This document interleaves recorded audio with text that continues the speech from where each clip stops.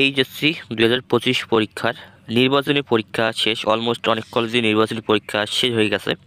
তো তোমাদের নির্বাচনী পরীক্ষার রেজাল্ট নিয়ে এবারে কিছু আপডেট দেব।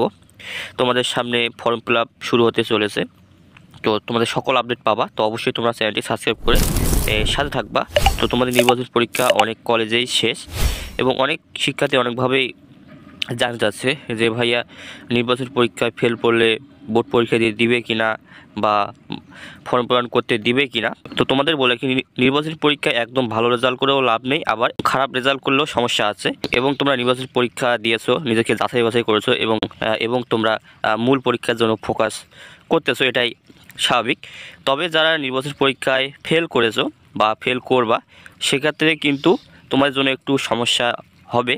কেননা তোমাদের বোর্ড থেকে নির্দেশনা দেওয়া রয়েছে যে কোনো শিক্ষার্থী যদি নির্বাচনী পরীক্ষায় একটি বা দুটি সাবজেক্ট অথবা তিনটি বা একাধিক সাবজেক্ট ফেল করে, তাহলে তাদের ফর্ম পূরণ করতে দেওয়া হবে না। এটা তোমাদের বোর্ড থেকে নির্দেশ দেওয়া রয়েছে। তো এখন তুমি যদি কলেজগুলোকে কনভিন্স করতে পারো যে তুমি যদি এখন একটি বা দুইটা সাবজেক্টে ফেল করো, সেক্ষেত্রে তুমি যদি কলেজকে কনভিন্স করতে পারো যে আমি এই জন্য ফেল করেছি বা অসুস্থতার জন্য আমি পরীক্ষা দিতে পারিনি, সেক্ষেত্রে তুমি যদি যৌক্তিক কিছু কারণ দেখাতে পারো কলেজকে, সেক্ষেত্রে কিন্তু তুমি ফর্ম পূরণ করতে পারবে এবং তোমাদের বোর্ড পরীক্ষায় বসতে দিতে পারে। কারণ কলেজের এখতিয়ার রয়েছে।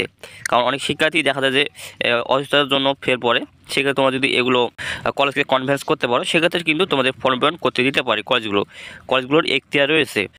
তবে শিক্ষা বোর্ড থেকে নির্দেশনা দেওয়া রয়েছে যে কোনো শিক্ষার্থী যদি নির্বাচনী পরীক্ষায় অকৃতকার্য হয়, সেক্ষেত্রে তাদের ফর্ম পূরণ করতে দেওয়া হবে না। এটা তোমাদের ফর্ম পূরণ নোটিশেও সুন্দরভাবে বলে দেওয়া রয়েছে, 1-2 লাইনের মধ্যে বলে দেওয়া রয়েছে যে কোনো শিক্ষার্থী নির্বাচনী পরীক্ষায় অকৃতকার্য হলে তাদের ফর্ম পূরণ করতে দেওয়া হবে না। এটা তোমাদের ফর্ম পূরণ নোটিশেও বলে দেওয়া থাকে।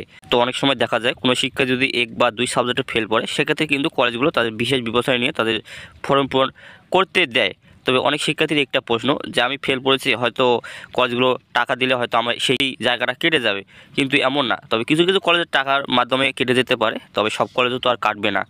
সেক্ষেত্রে তোমাদের নির্বাচন পরীক্ষায় ফেল করেছো 1 বা 2 সাবজেক্ট, সেক্ষেত্রে অবশ্যই তোমাদের কিন্তু একটা সমস্যা হবে। তোমাদের কলেজগুলো তোমাকে ফর্ম পূরণ করতে নাও দিতে পারে। সেক্ষেত্রে তুমি যদি কনভিন্স করতে পারো যে আমি এই কারণে ফেল করেছি বা অসুস্থতার জন্য আমি ফেল করেছি, সেক্ষেত্রে কিন্তু যৌক্তিক একটা কিছু দেখাতে পারো কলেজকে, সেক্ষেত্রে কিন্তু তোমাকে ফর্ম পূরণ করতে দিতে পারে কলেজগুলো। আর তোমরা যারা নির্বাচন পরীক্ষা অকৃতকার্য হবে বিষয়, সেক্ষেত্রে কিন্তু কলেজগুলো চাইলে আবারও তোমাদের পরীক্ষা নিয়ে তারপরে তোমাদের ফর্ম পূরণ করতে দিতে পারে। তারপরেও তোমরা যারা পাস করতে পারবে না, সেক্ষেত্রে তোমাদের আর অ্যালাউ করবে না কলেজগুলো বোর্ড পরীক্ষায় বসার জন্য। আশা করি বিষয়টা ক্লিয়ার। আর যারা নির্বাচনী পরীক্ষায় একদম অংশগ্রহণই করেনি, সেক্ষেত্রে তোমার জন্য আরও সমস্যা। কারণ নির্বাচনী পরীক্ষায় অংশগ্রহণ করা বাধ্যতামূলক এবং নির্বাচনী পরীক্ষায় পাশ করা বাধ্যতামূলক। তবে তুমি ফর্ম পূরণ করতে পারবে এবং তোমার বোর্ড পরীক্ষায় বসতে দিবে। তোমরা নির্বাচনী পরীক্ষায় একদম অংশগ্রহণই করেনি, সেক্ষেত্রে কিন্তু তোমাদের কোনোভাবে ফর্ম পূরণ করতে দেওয়া হবে না এবং তুমি বোর্ড পরীক্ষায় বসতে পারবা না। কারণ এটা তোমাদের ফর্ম পূরণ নোটিশেও সুন্দরভাবে বলে দেওয়া রয়েছে। তবে এখানে 2 ধরনের শিক্ষার্থী রয়েছে। যারা 2024 সালে এইচএসসি পরীক্ষা দিয়ে অকৃতকার্য হয়েছে, সেক্ষেত্রে তাদের নির্বাচনী পরীক্ষায় অংশগ্রহণ না করলেও চলবে। তবে যারা নিয়মিত শিক্ষার্থী, এইচএসসি 2025 পরীক্ষা, সেক্ষেত্রে তাদের নির্বাচনী পরীক্ষায় অংশগ্রহণ করা বাধ্যতামূলক এবং তাদের নির্বাচনী পরীক্ষায় পাশ করা বাধ্যতামূলক। তবে তাদের ফর্ম পূরণ করতে দিবে এবং তারা বোর্ড পরীক্ষায় বসতে পারবে। তোমাদের নির্বাচনী পরীক্ষার রেজাল্ট কবে দিবে? তো তোমাদের শিক্ষা মন্ত্রক থেকে করার নির্দেশ দেওয়া রয়েছে আগামী 27 ফেব্রুয়ারির মধ্যে, যাতে কলেজগুলো নির্বাচনী পরীক্ষার রেজাল্ট প্রকাশ করে। শিক্ষা মন্ত্রক থেকে এটা নির্দেশ দেওয়া রয়েছে। তোমাদের আগামী 27 ফেব্রুয়ারির মধ্যে তোমাদের সকল কলেজে তোমাদের নির্বাচনী পরীক্ষার রেজাল্ট প্রকাশ করে দেবে। তারপরে তোমাদের ফর্ম পূরণ শুরু হবে।